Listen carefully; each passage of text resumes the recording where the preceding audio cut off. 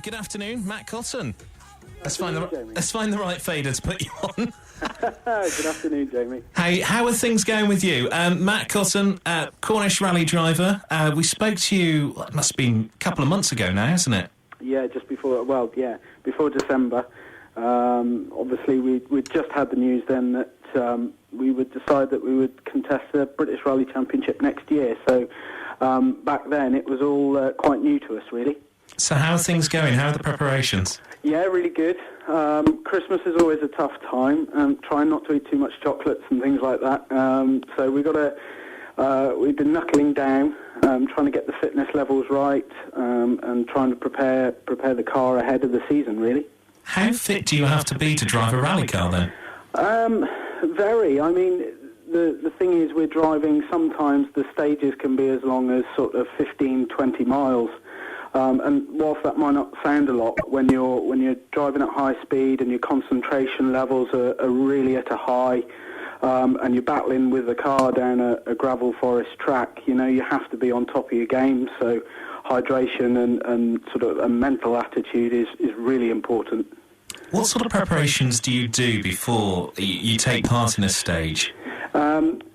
First and foremost, really, on a personal level, it has to be fitness. You know, I've never have been the skinniest guy ever, so it's always been a bit of a battle for me.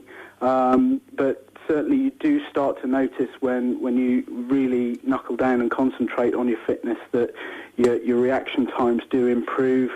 Again, hydration is really, really important. You do sweat out a lot of things in the helmet and your fireproof overalls, so everything just nicks away at you, and if you're not careful, you can lose a lot of time in the car just because you're not at the peak of your game, really.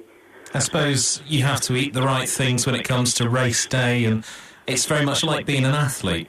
It is. If you look at me, I don't look anything like an athlete, but the same things apply. You know, you eat your bananas, you eat your high carbohydrates before the rally and after an event.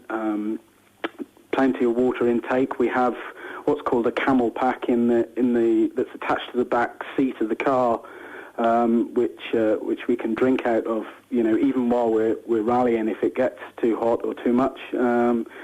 So yeah, it's just important on the lead up as it is on the actual day of the rally.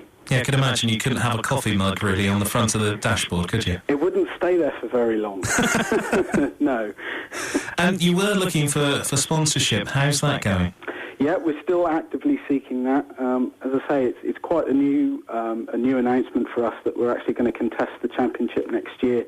So it's whilst it is a bit of a rush, we're trying really, really hard. The whole year can cost between £50,000 and £100,000. It's not a cheap sport, unfortunately, and we're basically, apart from leaving somebody else to re-prepare the car for us, we're really knuckling down and trying to concentrate on trying to bring in some sponsors. Now, you've got a website. Yep, www.mattcottonrallying.co.uk, which lots of information about us is on there, and all the latest news, and we'll keep everything updated on there. I've got a blog, so my good lady will be on events. She'll be there writing all the blog information and letting everybody know how we're getting on during the events and the lead up and after the events as well. Now, people can also follow you on Twitter as well, can't they? Yeah, again, nice and simple, Twitter, and it's Matt Cotton Rally. Now, the actual races start, it's the end of February, isn't it? Yeah, it's a 6-round championship, and it starts on the 24th, 25th of February in Bournemouth. The whole championship takes us right across the UK. We start in Bournemouth, as I say, we head into Wales, we go up to Scotland, and we even pop over to Northern Ireland. So we take in pretty much every corner of the UK, really. So explain the different stages, because there's different surfaces to race on, isn't there? Yeah, there is. They separate up each rally into a different surface. So, for example, the opening round of the championship is called the Bournemouth Sunseeker Rally. That is on gravel. That uses Forestry Commission roads in and around Bournemouth and Poole.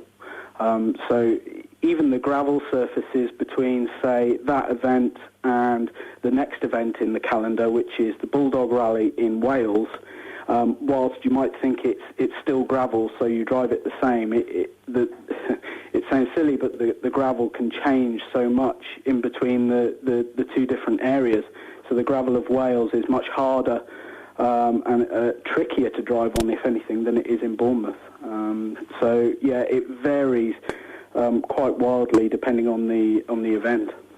Now, Dave on Twitter says, don't forget to mention the hordes of rally fans that pack the forest stages in all weathers. Yeah, he's dead right. We can't do it without the rally fans, and it's such a shame, especially in Cornwall at the moment. There's a great shortage of interest about rallying, and it really is a shame. And I know a lot of people come up and support us. I've been in the middle of Scotland before on a rally, and somebody's come up and said, hi, I'm from Truro, kind of thing, and you think, crikey, that's an awful lot of way for you to come up and sort of see the event. And they do. They travel all distances in all weathers. They stand out and they give you a cheer and they give you a clap as you drive by. And us drivers really need to see that, really. It's a really good incentive, to be honest. Do you reckon there could ever be a stage in Cornwall? Well, years and years ago, we used to have the Tour of Cornwall Rally, and that stopped basically because of a lack of venues, to be honest. We used to use the airfields of Portreath and Prydanig, and it just slowly petered away. There is an Act of Parliament trying to be put through at the moment by the Motorsports Association to allow closed road rallying like they do in Scotland and Ireland. And it's a long-winded process, but if that does ever get passed, then I think Cornwall would be a really good candidate for that, to be honest. We have incredible roads around here, and it's almost just educating people to open their eyes and see what rallying can do for the economy, as well as sort of being able to watch rallying past your own front door, to be honest. Do you, when it comes to that moment before a race, do you listen to any music or put your boots on one particular way or your helmet's in a certain direction? Is any good luck charms, basically? I haven't developed anything like that. I do tend to try and rev myself up a bit. There's quite a few people that I've seen do this as well, and I don't know whether I've copied them or whatever, but I tend to just almost hit the side of my helmet just to wind myself up, if you like, to get myself in the zone. We have a saying, us rally drivers, that when the red mist comes down, we tend to concentrate and we focus, and it's really all about getting yourself mentally in the zone and concentrating exactly what your co-driver is going to be telling you, because the work that he does as well is equally important, really. Fantastic, Matt. Really good to speak to you once again. Just remind us of your website. Thanks, Jamie. It's www.mattcottonrallying.co.uk.